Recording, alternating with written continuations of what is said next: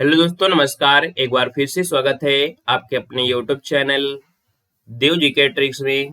तो दोस्तों, हम लोग यहाँ पर सुबह 11 बजे हाई कोर्ट का मॉडल पेपर आपका सॉल्व किया जाता है। यहाँ पर 20 मॉडल पेपर आपका ये 20वां मॉडल पेपर है। उम्मीद आपसे यही रखते हैं कि आज आप लोग यहाँ पर हिंदी में कम से कम आप लोग 22 नंबर लेकर दिखाएंगे और जीके में कम से कम आप लोग यहाँ पर 18 नंबर आप लेकर आएंगे। मतलब आज जो आपका टारगेट है 50 में से वो 40 नंबर आप आज करके यहाँ पर आपको दिखाना है। क्लियर है? ये टारगेट आपका है और कहीं ना कहीं कह सकते हैं कि आपके जो आप लोगों की डिमांड हो कि कौन सा मॉडल पेपर कौन से प्रकाशन कराया जाए, वो आप लोग जरूर कमेंट बॉक्स में कमेंट कर दीजिएगा। बाकी हमारे पास अभी घटना चक्र का भी है, विद्या का भी है, वो जो आपको कराना है ना। अभी हम आपको 30 मॉडल पेपर और देंगे इतने कम समय में, है ना। अब आपकी जो क्लासों की संख्या है वो ज्यादा हो जाएगी, तो इसलिए आप लोग टेलीग्राम से ज्वाइन होइएगा। टेलीग्राम है देव जी के ट्रिक, जहां पर आपको पीडीएफ भी मिल जाती है ना। और पीडीएफ में आपकी इंग्लिश हो गया, मैथ हो गया, ये सब चीजें आपको होती हैं, तो उससे आप लोग और अच्छी तरीके से रिवीजन कर सकते हैं। गुड मॉर्निंग सभी को, गुड मॉर्निंग, जय मां शारदे, गुड मॉर्निंग, खुश रहिए सभी को, नमस्ते। चलिए तो फिर स्टार्ट करते हैं आज के सेशन को। पहला क्वेश्चन आपके सामने है और आपसे कह रहा है कि आगमन शब्द किसका विपरीत है। आगमन शब्द किसका विपरीत है? तो आप कहेंगे सर आगमन का अर्थ होता है आना, तो इसका मतलब है कि इसका विपरीत हो जाएगा निर्गमन। निर्गमन मतलब होता है बाहर जाने का जैसे रास्ता होता है। तो यहाँ पर आप कहेंगे सर इसका जो आंसर है वो आपका हो जाएगा क्या, ये नंबर है राइट हो जाएगा। जैसे होता है आना जाना, है ना, तो आगमन का हो जाएगा निर्गमन हो जाएगा। वहीं पर देख सकते हैं जैसे दिया है वियोजन, है ना, वियोजन। वियोजन का अर्थ होता है योग का अभाव, है ना। वहीं पर आपका दिया गया निर्गत। निर्गत का अर्थ होता है बाहर आया हुआ, बाहर आया हुआ। निष्कासन का अर्थ होता है बाहर करना या हटाना। तो यहाँ पर देख सकते हैं आपका जो आंसर हो गया है वो आपका ए नंबर यहाँ पर राइट हो जाएगा। दोस्तों याद रखिएगा, ठीक है। चलिए यहाँ पर आगे बढ़िएगा। क्वेश्चन दिया गया है और आपसे कह रहा है सरकार के प्रयास से जारी होने वाली सूचना क्या कहलाती है। चलिए बताना है कि सरकार के प्रयास से जारी होने वाली जो सूचना है वो क्या कहलाती है। दूसरे को ऑप्शन देना है। चलिए दूसरे की अगर बात कर लेते हैं तो आपका जो आंसर बनेगा इनमें से राइट क्या हो सकता है। तो दोस्तों यहाँ पर दूसरा दिया है और दूसरे का ऑप्शन बनेगा आपका डी नंबर। दोस्तों ये होता है अधिसूचना। सरकार के प्रयास से जारी होने वाली जो सूचना है वो आपकी अधिसूचना होती है। ऑप्शन नंबर आपका डी यहाँ पर राइट हो जाएगा। दोस्तों याद रखिएगा। देखो यहाँ पहले वाले में डायरेक्ट यहाँ पर नहीं दिया था, है ना। अगर डायरेक्ट यहाँ पर ये होता प्रस्थान तो बहुत आसान हो जाता कि आगमन का प्रस्थान हो जाएगा। बिल्कुल कोई दिक्कत ये आपकी होती नहीं है, दिमाग लगाने की आवश्यकता ही नहीं होता, ठीक है ना। क्लियर है? यहाँ पर देखिए अगला क्वेश्चन दिया गया है कि जिसके समान कोई दूसरा ना हो। क्वेश्चन नंबर आपका तीसरा है कि जिसके समान कोई दूसरा ना हो उसे क्या कहते हैं। यहाँ पर 3 नंबर दिया है और 3 की अगर बात करते हैं तो इसका जवाब हो जाएगा सी नंबर, अनूप होता है, अद्वितीय होता है। यहाँ पर आंसर नंबर आपका सी हो जाएगा, अनुपम भी होता है, तो ऑप्शन आपका सी हो जाएगा।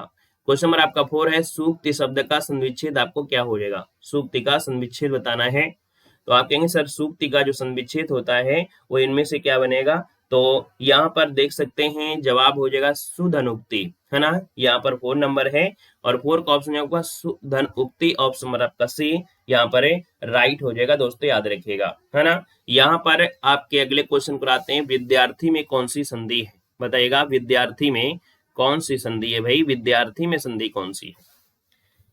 चलिए यहाँ पर देखिए मात्रा कौन सी है बीच में, बड़ा आ की मात्रा। और बड़ा आ की मात्रा किस में मिलती है, दीर्घ मिलती है। विद्या धनार्थी विद्यार्थी, है ना। ऑप्शन नंबर क्या हो गया, ए नंबर जिसका आ रहा है बिल्कुल सही जवाब इनमें से बनेगा।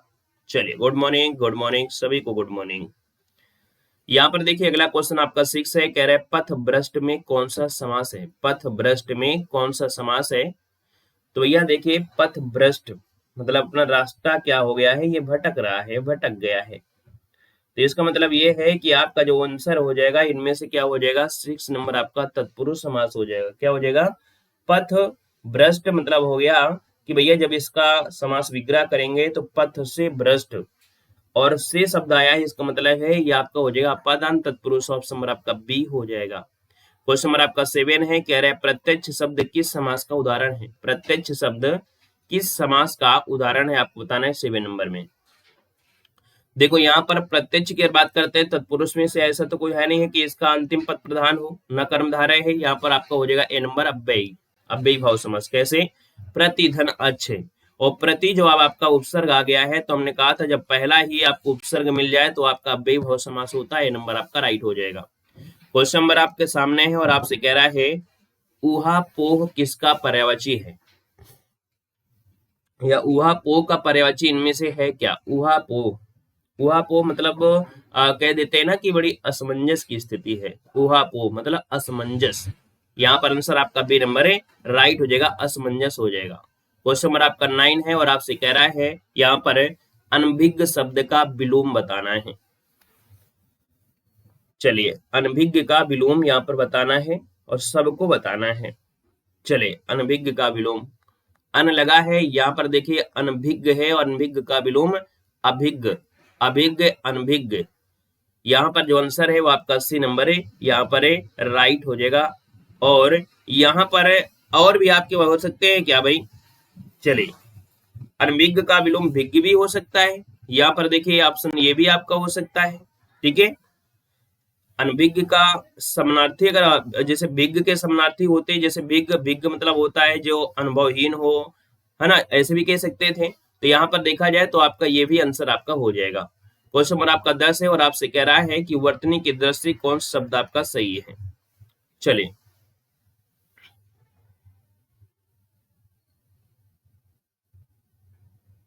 यहाँ पर 10 नंबर है और 10 का ऑप्शन क्या हो जाएगा? तो आप कहेंगे सर 10 नंबर में ज्योत्सना जो लिखा जाएगा, ज्योत्सना, ज्योत्सना जो लिखा जाएगा वो कौन सा आपका हो जाएगा? तो यहाँ पर देखिए ऑप्शन नंबर आपका बी जिसका आ रहा है, ज्योत्सना, बी नंबर है जिसका भी आ रहा है, बिल्कुल सही जवाब इनमें से राइट हो जाएगा। क्लियर है? चलिए, यहाँ पर आगे बढ़ते हैं। क्वेश्चन आपसे अगला पूछा गया है और आपसे कह रहा है यहाँ पर वर्तनी की दृष्टि कौन सा शब्द है जो आपका सही दिया गया है। चलिए, यहाँ पर देखिए क्वेश्चन आपका 11 है, सन्यासी दिया गया है और सन्यासी की अगर हम बात करते हैं तो आपको बताना है इसका आंसर क्या हो जाएगा। चलिए, यहाँ पर देख सकते हैं आपसे दिया गया है सन्यासी, हमने कहा था बिंदी रखी होती है ना, अंक की बिंदी होती है, और अंक की बिंदी कहाँ पर है? पहले ऑप्शन आपका दी गई है, ऑप्शन नंबर आपका ए सन्यासी, ये वाला राइट हो जाएगा। अगले क्वेश्चन के आते हैं, कह रहा है यहाँ पर आपका पढ़वैया में प्रत्यय कौन सा है? कह देते हैं ना बड़ा पढ़वैया है, वैसे नहीं पढ़ता है, जब काम हो घर में देखो कितना पढ़ता है। तो पढ़वैया, तो भैया आपका दिया गया है, तो कौन सा ऑप्शन सी नंबर यहाँ पर है आपका राइट हो जाएगा। जैसे पढ़ाई होता है, पढ़ाई में क्या होता है? आई प्रत्यय होता है। ठीक है, अगला क्वेश्चन दिया गया है आपसे 13 नंबर और आपसे कह रहा है कि दुर्जन में कौन सा उपसर्ग है? दुर्जन में समास पूछा गया है, दुर्जन में हो जाएगा दुर्धन जन, तो इसका आंसर क्या बनेगा? सी नंबर है, राइट हो जाएगा, दूर हो जाएगा। क्वेश्चन नंबर आपका 14 है और आपसे कह रहा है कि तल्लीन शब्द में सही उपसर्ग बताना है। मतलब तल्लीन शब्द में सही उपसर्ग का विच्छेद करना है। जब इसको तोड़ेंगे तो तत् धन लीन बनता है। क्या बनता है? तत् धन लीन बनता है, तो ऑप्शन डी राइट हो जाएगा, तत् धन लीन हो जाएगा। क्वेश्चन नंबर आपका 15 है और 15 की अगर बात करते हैं तो सही वर्तनी वाला शब्द आपको बताना है। निरूपाय होता है, निरूपाय होता है। देखिए 15 नंबर में आपका जो आंसर बनेगा वो राइट इनमें से क्या हो जाएगा। चलिए देखो, निरूपाय शब्द का यहाँ पर विकृत रूप है, अर्थात यहाँ पर देखा जाए तो आपका जो आंसर आपका बनेगा वो आपका ये वाला बन जाएगा, निरूपाय हो जाएगा। ऑप्शन नंबर आपका ए राइट हो जाएगा, याद रखिएगा। ठीक है ना? चलिए, यहाँ पर इसका अर्थ होता है साधनहीन। ठीक है, इसका मतलब होता है साधनहीन। अगला क्वेश्चन यहाँ पर दिया गया है जो कि आपके सामने आ गया है कि सही वर्तनी आपको बताना है। अव्राजन कैसे लिखा जाता है या आवर्जन होता है? देखिए 16 नंबर है और 16 की बात करते हैं तो आपका आंसर क्या हो जाएगा? आवर्जन जो होता है वो कैसे लिखा जाता है? चलिए, वेरी गुड। हाँ, यहाँ पर जवाब देना है। आपका जो आंसर बनेगा इनमें से क्या हो जाएगा? नंबरिंग करते रहिए भाई, नंबरिंग करते रहेंगे थोड़ा सा अच्छा लगता रहेगा, है ना?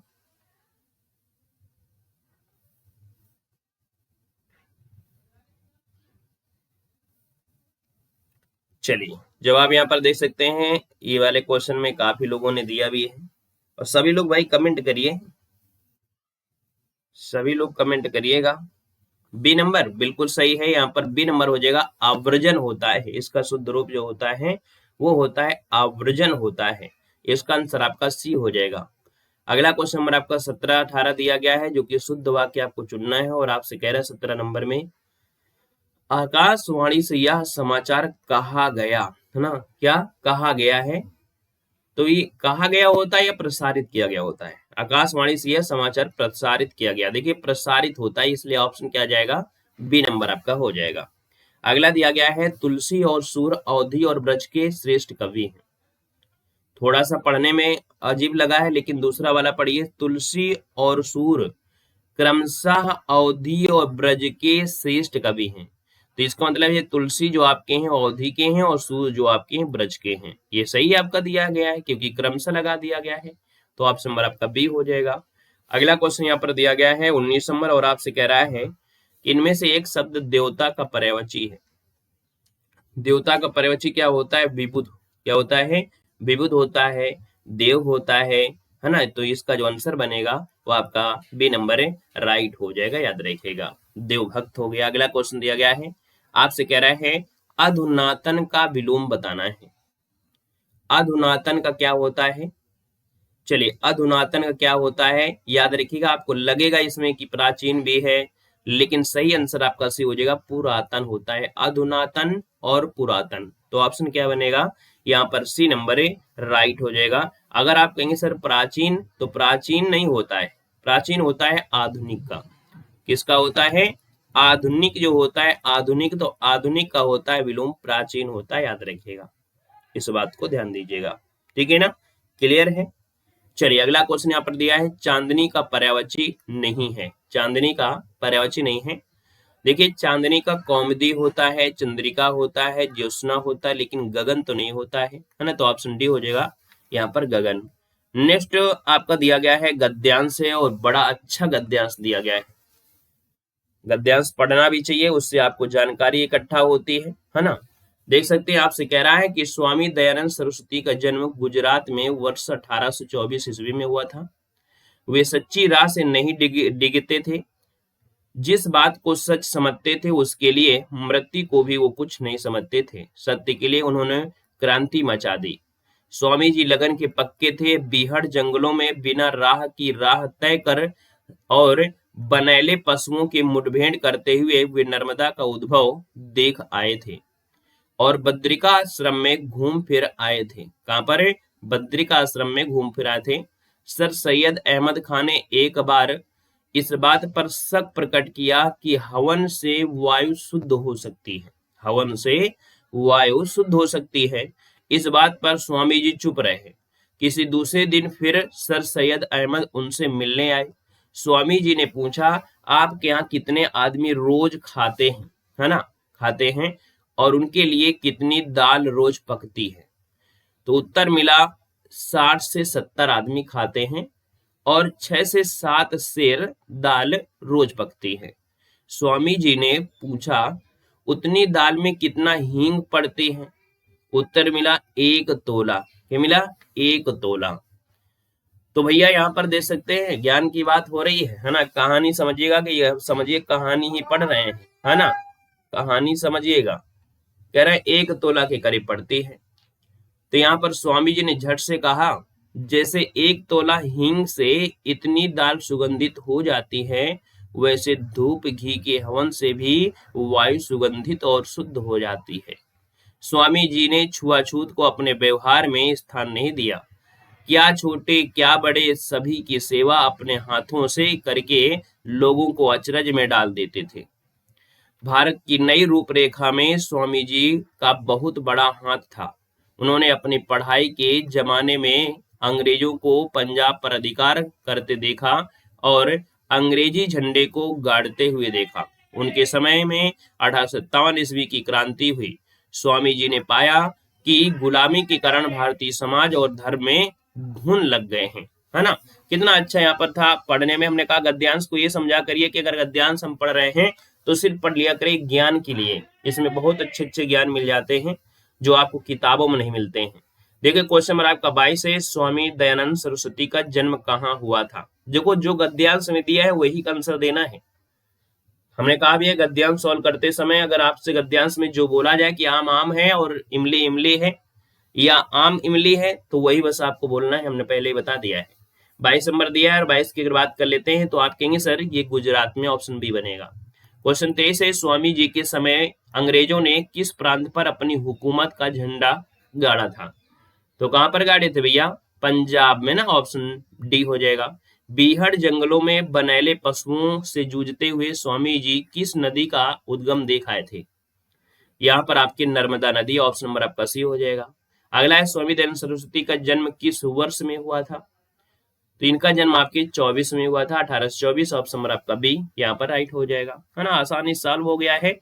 अंग्रेजी के लिए आप लोग टेलीग्राम ज्वाइन करिएगा, वहां पर अंग्रेजी जो आपके हैं मैथ है इन सब की आपके जो कह सकते हैं क्वेश्चन है पीडीएफ है वो टेलीग्राम पे मिल जाती है। देवजी के ट्रिक टेलीग्राम है ना, आप लोग सर्च करके जुड़ सकते हैं। आइएगा क्वेश्चन नंबर आपके 51 में, जो कि भाग थर्ड है आपके सामान्य ज्ञान में। देखते हैं कि आप लोगों की जीके कितनी तैयार है।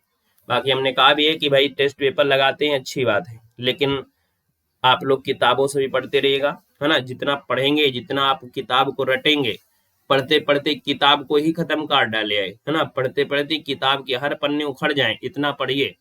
और जब जिस दिन ऐसी स्थिति आ जाएगी कि पढ़ते पढ़ते आपकी किताब, है ना, हर जगह से फटने लगेगी, आप उस किताब को यहाँ पर कह सकते हैं ले से चिपकाने लगेंगे, समझिएगा कि आपके ज्ञान में बढ़ोतरी हो रही है ना। आप अच्छी तरीके से बुक को समझ गए हैं, हर क्वेश्चन को समझ गए हैं, हर पन्ने को समझ गए हैं। अगर आप कोई पूछे तो आप पन्ना भी बता सकते हैं कि इस पन्ने में अकबर के जीवन है दिया गया है, ठीक है ना। देखिए क्वेश्चन नंबर आपका 51 है और आपसे कह रहा है सीआरपीएफ का मुख्यालय कहाँ स्थित है? तो सीआरपीएफ अर्थात सेंट्रल रिजर्व पुलिस फोर्स, है ना, जो कि आपका आंसर हो जाएगा 51 नंबर में बी, आपके नई दिल्ली में। कहां पर है? तो आपके नई दिल्ली, ऑप्शन नंबर आपका बनेगा बी नंबर है, राइट हो जाएगा। याद रखिएगा लोधी रोड में आपका है, कॉम्प्लेक्स में। तो यहाँ पर आंसर आपका बी हो जाएगा। और पूछिए स्थापना कब हुई थी? तो 27 जुलाई 1939 को हुई थी, याद रखिएगा, ठीक है। और ये जो आपका 1949 में संसद के एक अधिनियम के द्वारा इसे केंद्रीय रिजर्व पुलिस बल का नाम दे दिया गया था। मुख्यालय कहां पर है? नई दिल्ली में है। क्वेश्चन नंबर आपका 52 है और आपसे कह रहा है द्वीपों सहित भारत की कुल समुद्र तटीय रेखा की लंबाई बताना है। हमने कहा कि देखिए भारत की तटीय सीमा ठीक है, लेकिन यहाँ पर जैसे ये आपका प्रायद्वीप है तो इसके 9 आपके राज्य हैं जो यहाँ पर किनारे बसे हैं। तो यहाँ की सीमा तो आपको बताना है जो तट वाले हैं, लेकिन कहीं ना कहीं जो आपका यहाँ पर अंडमान निकोबार आपका बसा हुआ है, यहाँ पर आपका लक्षद्वीप बसा है, तो यहाँ भी द्वीप है ना। इन द्वीपों के किनारे किनारे आपका तट होगा, उन सब तट को मिला दिया जाए तो याद रखिएगा 7516.6 किलोमीटर ये समुद्री तट सीमा है, याद रखिएगा। अगला है क्वेश्चन 53 नंबर में, कोलकाता किस नदी के किनारे स्थित है? कोलकाता किस नदी के किनारे स्थित है? 53 नंबर आपसे कह रहा है। तो कोलकाता जो आपके हुगली नदी किनारे, ऑप्शन नंबर आपका बी जिसका आ रहा है जवाब बिल्कुल सही हो जाएगा, याद रखिएगा। कोलकाता को भारत की सांस्कृतिक राजधानी भी कहा जाता है, इस बात को भी याद रखना है, ठीक है ना। जैसे आप लोग वाराणसी में आते हैं वैसे उसको भी कहा गया है। क्वेश्चन नंबर आपका 54 है और आपसे कह रहा है संतोष ट्रॉफी का संबंध किस खेल से है? चलिए संतोष ट्रॉफी का नाम सुने होंगे, और संतोष ट्रॉफी दोस्तों याद रखिए ये प्रतियोगिता है, फुटबॉल से जुड़ी हुई प्रतियोगिता है। ऑप्शन नंबर आपका बी यहाँ पर राइट हो जाएगा। और अगला क्वेश्चन दिया गया है 55 नंबर और आपसे कह रहा है कि तुम मुझे खून दो मैं तुम्हें आजादी दूंगा, ये नारा किसने दिया था? 55 नंबर दिया है और 55 की अगर हम बात कर लेते हैं तो भैया आपका जो आंसर बनेगा वो क्या बनेगा? यहाँ पर आंसर ये हो जाएगा सुभाष चंद्र बोस हैं, इन्होंने ये नारा दिया था दोस्तों। हर नागरिक और युवाओं के दिलों में ये बिल्कुल गूंजने लगा था, है ना। और यहाँ पर आंसर आपका ये हो गया है। क्वेश्चन आपसे 56 है और आपसे कह रहा है इंग्लैंड के शासक जेम्स प्रथम का कौन सा शासकीय राजदूत जहांगीर के दरबार में आया था? 56 की बात करते हैं तो दोस्तों ये आपका है हॉकिंस। क्या है? हॉकिंस हो जाएगा। हॉकिंस जिसका ऑप्शन आ रहा है राइट हो जाएगा, विलियम हॉकिंस हो जाएगा। और यहाँ पर ये बताइएगा कि सर थॉमस रो भी आया था क्या? बताइएगा। चलिए विलियम हॉकिंस को जहांगीर के दरबार में भेजा था, है ना। और मुगल सम्राट जहांगीर के शासनकाल में कैप्टन हॉकिंस और थॉमस रो दोनों भारत की यात्रा पर आए थे। प्रथम 1600 कह सकते हैं 15 में सर थॉमस रो ने उनसे मुलाकात की थी। तो यहाँ पर देखिए आपसे पहले जो आपका दिया है शासकीय राजदूत के हिसाब में, है ना, राजदूत के हिसाब में, तो राजदूत के हिसाब में तो आपका हाकिन्स हो जाएगा। बाकी आने को तो आपका टॉमस रो भी आए थे, लेकिन जो क्वेश्चन दिया है उस हिसाब से आंसर क्या हो जाएगा, ए नंबर आपका राइट हो जाएगा। ठीक है, क्वेश्चन नंबर आपका 57 है और आपसे कह रहा है यहाँ पर क्वेश्चन दिया गया है कि भारत का प्रधानमंत्री निम्नलिखित में से किस प्रक्रिया से बनाया जाता है। तो भैया यहाँ पर क्या होते हैं, निर्वाचन होते हैं क्या इनका, या नियुक्ति होता है, मनोनयन होता है, चयन होता है, भाई बता डालिए जल्दी जल्दी फटाफट बताइएगा इस क्वेश्चन में कि भैया जो भारत के प्रधानमंत्री हैं मोदी जी हैं, तो इनका क्या हुआ, निर्वाचन हुआ, नियुक्त हुआ, मनोनयन हुआ या चयन हुआ, क्या हुआ। चलिए यहाँ पर याद रखिएगा इसका आंसर आपका भी हो जाएगा, नियुक्त होते हैं। क्या होते हैं, नियुक्त होते हैं। भारी बहुमत दल के जो नेता होते हैं उनको राष्ट्रपति जो होते हैं उनको नियुक्त करते हैं आर्टिकल नंबर 75 के तहत, दोस्तों याद रखिएगा, है ना।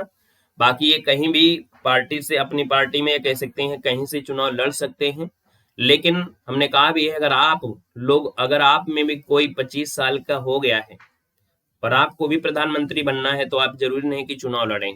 ठीक है, आप घर में बैठे रहिए, मोदी जी का हाथ होगा तो आपको भी बना देंगे। ठीक है, मतलब क्या होता है कि आपको भी मंत्री बना सकते हैं, आप भी प्रधानमंत्री बन सकते हैं। हालांकि आपको बताया गया होगा कि मंत्री बनने के लिए, है ना, जो भी शर्तें हैं, प्रधानमंत्री बनने के लिए जो शर्तें हैं कि आपको 25 वर्ष आपकी होनी चाहिए अगर आप लोकसभा से हैं। इसके बाद अगर आपको मंत्री बनाया जाता है या प्रधानमंत्री होंगे, इसके 6 माह के अंदर अंदर किसी न किसी सदन से आपको सदस्यता लेनी पड़ेगी। याद है कि नहीं याद है, बताया गया है। जरूरी नहीं, हमने कहा नहीं कि जरूरी नहीं कि चुनाव आप लड़ें, क्योंकि आपको मंत्री पद दे दिया जाएगा, ठीक है, लेकिन 6 महीने के बाद अंदर अंदर आप किसी भी सदन से आप सदस्य बन जाएगी, चाहे लोकसभा या राज्यसभा से। ठीक है ना। तो वैसे क्या होते हैं कि जब प्रधानमंत्री का बनाए जाते हैं तो भाई जो बहुमत दल होता है, जैसे बीजेपी में है, अब उसमें बहुमत दल में जो कहेगा कि हम बनेंगे, हम बनेंगे, मोदी जी चाहेंगे नहीं हाँ भैया वो बनेंगे, दूसरे बनेंगे तो उनको बना देंगे, है ना। तो इस प्रकार से कहने का इनकी नियुक्ति की जाती है, बहुमत दल के जो नेता होते हैं उनको नियुक्त किया जाता है। ठीक है ना। क्वेश्चन नंबर आपका दिया है 58 में कि श्रीहरिकोटा किस राज्य में स्थित है, आपको बताना है 58 नंबर में कि श्रीहरिकोटा भारत के दक्षिण आंध्र प्रदेश के तट पर बसा आपका द्वीप है ना, जहां पर उपग्रह प्रक्षेपित किए जाते हैं। तो आप कहेंगे सर इसका जो आंसर है वो आपका डी नंबर राइट हो जाएगा, याद रखिएगा। क्लियर है, अच्छा भैया। चलिए, सतीश धवन अंतरिक्ष केंद्र इसरो का प्रक्षेपण केंद्र है। यहाँ पर देखिए क्वेश्चन नंबर आपका दिया गया है अगला, वास्को डिगामा कहाँ का निवासी था, वास्को डिगामा कहाँ का निवासी था। 59 की बात करिए जल्दी से। यहाँ पर वास्को डिगामा जो आपका है पुर्तगाल का निवासी था, है ना, पुर्तगाल, जो कि ऑप्शन ए नंबर इसका राइट हो जाएगा। और 1498 में भारत पहुंचा था और ये पहला यूरोपीय था जो जल के मार्ग से आया था केरल के कालीकट बंदरगाह में। यहाँ पर अगले क्वेश्चन पर आते हैं। क्वेश्चन हमसे दिया गया है, आपसे कह रहा है कि 82.5 पूर्वी देशांतर रेखा भारत की कितने राज्यों से होकर गुजरती है। चलो भैया, 82.5 जो आपकी है पूर्वी देशांतर रेखा, ये 5 राज्यों से गुजरती है। और हमने कहा था जैसे आपका ये भारत है और यहाँ से देखिए तो बीच में से एक रास्ता आपकी होती है, कहीं ना कहीं ये जो आपकी है 22.5 आपकी है, 82 आपकी है ना, 82 आपकी है। तो सबसे पहले तो आपका यूपी ही मिल जाता है, उसके नीचे आएंगे तो एमपी मिल जाता है, फिर इसके बाद आपका छत्तीसगढ़ मिलता है, छत्तीसगढ़ के बाद फिर आपका उड़ीसा मिल जाता है, यहाँ पर उड़ीसा, फिर नीचे आपका आंध्र प्रदेश। तो याद रखिएगा कि 5 राज्यों में से उत्तर प्रदेश, मध्य प्रदेश, छत्तीसगढ़, उड़ीसा, आंध्र प्रदेश ये आपके मानक समय में आपके आते हैं, जो आपके भारत का मानक समय है ना। क्वेश्चन नंबर आपका 63 है और आपसे कह रहा है 61 नंबर में कि भारत की प्रथम महिला राष्ट्रपति कौन थी। चलिए, प्रतिभा पाटिल थी, है ना, प्रतिभा पाटिल भारत की पहली महिला राष्ट्रपति थी, दोस्तों याद रखिएगा। ठीक है, 2007 से 2012 तक इन्होंने इनका पद रहा था, दोस्तों याद रखिए। ऑप्शन नंबर आपका ए बनेगा। क्वेश्चन नंबर आपका 62 है और आपसे कह रहा है म्यांमार को किस रूप में जाना जाता है। चलिए बताइएगा, म्यांमार को हम लोग किस रूप में जानते हैं। 62 नंबर दिया है और 62 की बात करते हैं। तो देखिए यहाँ पर म्यांमार, जिसको म्यांमार भी कहा गया है, और कहीं ना कहीं देखा जाए तो यहाँ पर जो आपका दिया गया है सुदूर पूर्व का धान का कटोरा कहते हैं। क्या बोलते हैं, तो याद रखिएगा कि इसे सुदूर धान का कटोरा कहा जाता है, याद रखिएगा। यहाँ धान जो आपकी है फसल है वो सर्वाधिक होती है और इसकी राजधानी नईपई दाव है, जो कि ऑप्शन नंबर आपका ए इसका राइट हो जाएगा, याद रखिएगा। आगे बढ़िएगा, क्वेश्चन आपसे अगला पूछा गया है और आपसे कह रहा है पंचेत बांध किस राज्य में बनाया गया है? पंचेत राज्य किस राज्य में बनाया गया है, आपसे 63 नंबर कह रहा है। 63 की अगर बात कर लेते हैं तो ये भैया झारखंड में एक धनबाद जिला है, पंचेत क्षेत्र में दामोदर नदी पर बनाया गया है। तो आपका आंसर जो हो जाएगा 63 में वो आपका ये हो जाएगा झारखंड, आपका आंसर ए नंबर है, राइट हो जाएगा। अगला क्वेश्चन आपका 64 है और आपसे कह रहा है कि राज्य में विधानसभा को कौन भंग कर सकता है? 64 नंबर देना है। 64 की अगर बात कर लेते हैं तो आप कहेंगे सर राज्य विधानसभा दिया है, राज्य विधानसभा, और राज्य विधानसभा को भंग करने का अधिकार किसको है? राज्य में है, तो आपके राज्यपाल हो जाएंगे। वहीं पर अगर आपके बोलते हैं लोकसभा में तो भैया भी आपके उपराष्ट्रपति जो आपके राष्ट्रपति वो हो जाते हैं। यहाँ पर आपके राज्य विधानसभा है तो ऑप्शन ए हो जाएगा।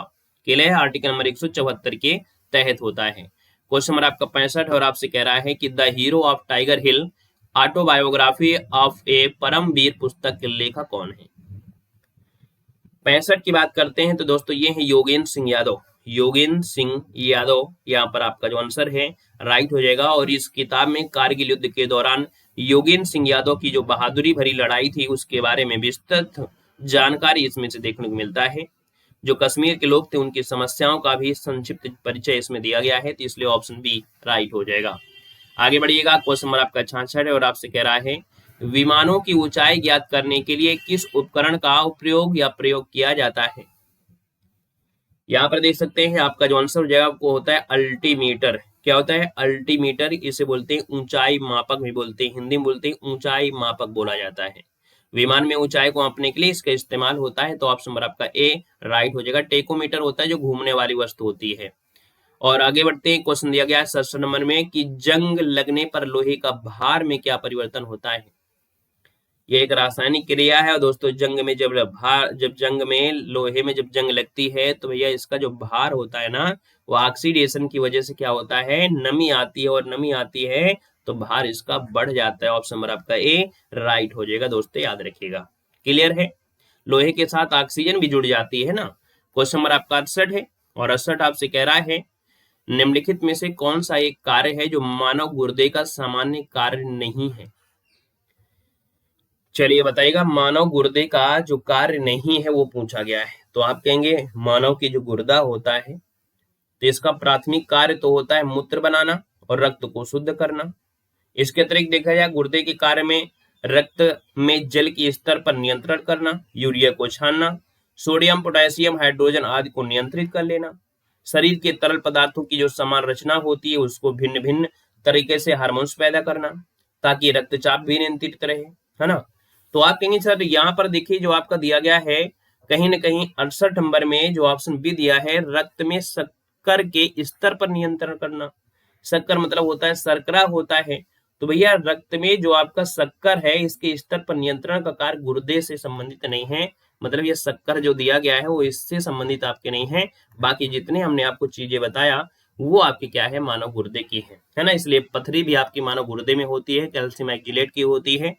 और इस कैल्शियम एक्जिलेट हमने कहा था कि भैया अगर बॉडी में पानी की कमी होती है तो पदार्थों की संख्या ज्यादा होगी और वो गाढ़े होंगे, और गाढ़े होंगे तो कहीं ना कहीं मानव गुर्दे में पथरी बनने की संभावना आपकी हो जाती है। इसलिए पानी की कमी भी बॉडी में नहीं होना चाहिए, और ये समस्या बहुत लोगों के अंदर होती है। ठीक है, आइएगा क्वेश्चन नंबर आपका 69 है और आपसे कह रहा है कंट्रोल शिफ्ट और अल्ट को कुंजियां कहते हैं। यहाँ पर कंप्यूटर में दोस्तों ये क्या होते हैं, कॉम्बिनेशन या इसे बोलते हैं मॉडिफायर कुंजियां कहते हैं।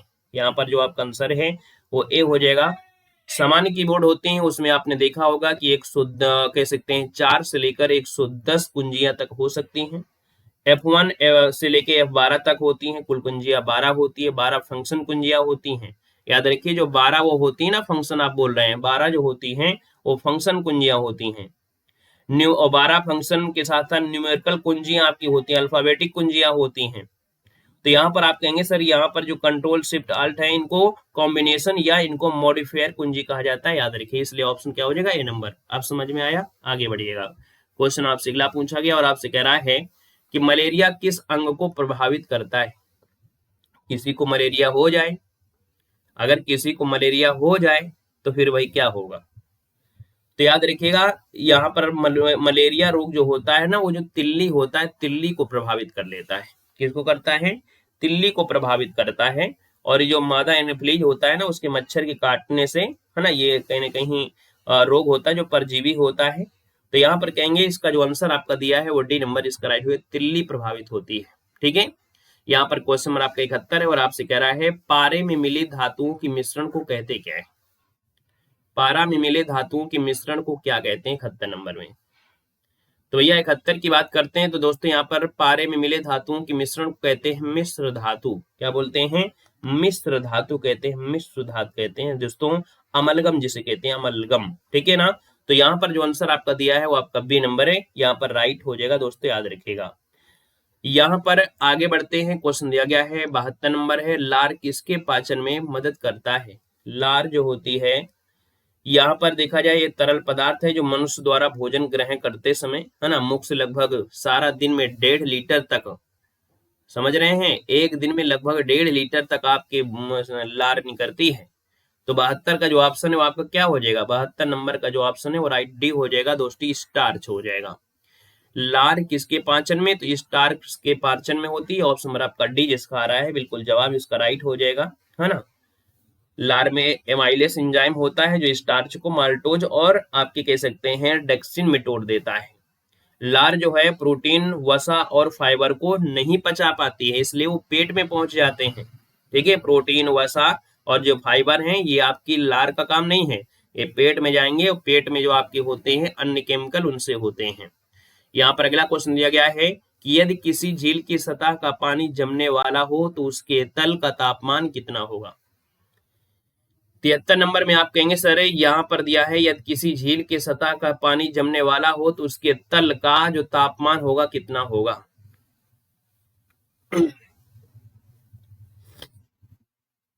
चलिए, तल का मतलब होता है सतह, है ना। तो इसका मतलब ये है तल, जैसे क्या है ना, ये आपका झील है तो इसके ये तल की बात हो रही है। और भैया आपको मालूम है कि पानी तो ऊपर ही जमेगा, कोई झील में पूरा पानी नहीं जमता है, नीचे आपका पानी भरा होता है। और वो जो आपका पानी होता है वो 4 डिग्री सेंटीग्रेड होता है, ये भी आपको पता होगा। ठीक है ना।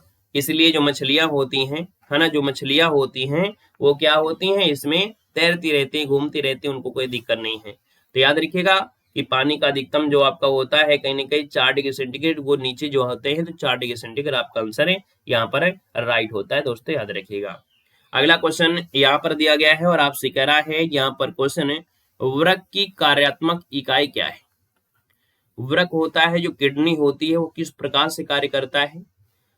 और कार्य करने के लिए जो होते हैं वो नेफ्रॉन होते हैं। नेफ्रॉन की अगर बात करते हैं, जो आपकी किडनी है, यहाँ पर जो किडनी है इसमें देखा जाए तो बारीक बारीक, है ना, लाखों करोड़ों कह सकते हैं संख्या में यहाँ पर होता है जो हर चीज को छानने का कार्य करते हैं। तो इनकी जो इकाई होती है बोलते हैं वो नेफ्रॉन होती है, नेफ्रॉन, है ना। नेफ्रॉन वृक्क की संरचनात्मक इकाई है और हर इंसान के गुर्दे में करीब 1 मिलियन नेफ्रॉन होते हैं। 1 मिलियन मतलब हो गया 10 लाख, है ना, जो कि रक्त से जो अपशिष्ट पदार्थ होते हैं, अतिरिक्त पानी होता है ना, ये सब चीजों को हटा देता है। यहाँ पर अगला क्वेश्चन दिया गया है 75 नंबर और आपसे कह रहा है कि समान ताप एवं दाब पर सभी गैसों के समान आयतन में अणुओं की संख्या समान होती है, यह नियम किसका है? ये नियम किसने दिया है भाई? ये नियम जो आपका है वो किसका है? 75 का जवाब देना है भाई। 75 का ऑप्शन क्या हो जाएगा? ये है आपके अवोगाद्रो का नियम है। समान ताप दाब पर सभी गैसों के समान जो आयतन होते हैं, आयतन में अणुओं की संख्या बराबर होती है, समान होती है। ये नियम जो दिया था अवोगाद्रो के नियम के मुताबिक आपका है, याद रखिएगा। ठीक है, इसलिए ऑप्शन क्या हो जाएगा? सी हो जाएगा। मजा आ गया टेस्ट पेपर में, आपको भी मजा आया होगा क्योंकि इस प्रकार से हमने समझाया है, हर एक पॉइंट को समझाया है ना। तो कहीं ना कहीं इस प्रकार से आपने देखो हिंदी का टेस्ट पेपर सोल्व किया, जीके का भी टेस्ट पेपर सोल्व किया, है ना। और आप ये बताइएगा कि आपको अब कौन सा प्रकाशन आपको चाहिए। बाकी हमने ये विद्या प्रकाशन आपको कवर करा दिया है और यही लेवल आपका होता है। हमने कहा कि हम वही मॉडल पेपर सोल्व कराते हैं जो हमको लगता है कि नहीं आपके लेवल के लिए उचित है। जैसे किरण प्रकाशन होता है, वो कोई भी लेवल होता है उठा के रख देते हैं, है ना, इसलिए हम किरण प्रकाशन नहीं सोल्व कराते हैं कभी भी। ठीक है, कभी भी नहीं सोल्व कराते हैं किरण प्रकाशन, क्योंकि हमें वो नहीं समझ में आता है। और आपको मालूम है कि हम जो लेवल होता है जिस चीज का उसी के हिसाब से लाते हैं। तो इसलिए है आपके आपके देखिए घटना चक्र है ना, उसको भी सॉल्व कराना है। आपके एक प्रकाशन और भी आपके हमारे पास है, उससे सॉल्व कराना है। बाकी आप लोगों की कोई डिमांड हो, अगर हमको मार्केट में मिल जाता है तो हम करा देंगे। बाकी हमने कहा भी है कि यहाँ पर आज है 11 तारीख है और आपका पेपर है 4 से 5 को, है ना, 4-5 को। अभी स्पेशल हम आपको अलग अलग कर देंगे, जैसे कि सी वाले ग्रुप का अलग दे देंगे, डी वाले ग्रुप का अलग दे देंगे। बाकी लेवल लगभग आपका वही होगा, वही तैयार करना है, वही कुछ करना है। इसलिए आपको मिक्स में ही आपको मिल रहा है, लेकिन लेवल लगभग आपको वही रहना है। थोड़ा बहुत अंतर आपको हो सकता है, ठीक है ना। और वो अंतर आपको मिलेगा कि इसमें इंग्लिश में मिलेगा, वो अंतर आपको मैथ में मिलेगा। जीके में रेयर केस में आपको मिलेगा। और हाई कोर्ट का तो जो डी ग्रुप का है वो और भी सरल होगा, है ना। इतना सरल होगा, इतना सरल होगा कि आप समझोगे कि अरे यार हम पेपर दे रहे हैं कि क्या दे रहे हैं, ठीक है ना। तो अभी आपको लग रहा है कि यार इतना सरल नहीं आएगा, इतना सरल नहीं आएगा। अभी आपको और स्टेज पे पहुंचना है, परेशान ना होइए। हमने पेपर दिया है, ठीक है, तो इसलिए कह रहे हैं, तो आप परेशान ना होइएगा। और आप लोगों ने हिंदी जीके में कितना स्कोर किया है जरूर बताइएगा, ठीक है। और आपको कल से एक नए प्रकाशन के साथ आपकी शुरुआत होगी, बेहतर तरीके से होगी, ठीक है। बाकी हमने 20 मॉडल पेपर दे दिया है। और अब आपके यहाँ पर दे सकते हैं, आज 11 तारीख है। 11 का मतलब ये हो गया कि अभी भी आपके पास 20 दिन का हम समय यहाँ पर है, और 20 दिन में लगभग हम आपको 30 प्लस मॉडल पेपर कराएंगे, है ना। एक दो दिन अभी यहाँ पर थोड़ा सा अखंड रामायण बैठ रही है पास में, तो आवाज वगैरह आएगी, इसलिए अभी क्लास आपकी नहीं होंगी, है ना। लाइव भी नहीं हो सकती, रिकॉर्डेड आपको दे देंगे। और इसके बाद आपको डबल डबल मॉडल पेपर हम आपको करा देंगे, जो कि आपके हाई कोर्ट के मॉडल पेपर है, डबल डबल कर देंगे, ठीक है ना। तो आपका काम चल जाएगा, चल जाएगा ना। करंट अफेयर आपको देखिए 3 बजे हम आपको दे रहे हैं, 3 बजे वाली करंट अफेयर पढ़ते रहेगा। चलिए, धन्यवाद सभी को, जय हिंद, वंदे मातरम। मिलते हैं नए क्लास के साथ 3 बजे करंट अफेयर में। धन्यवाद।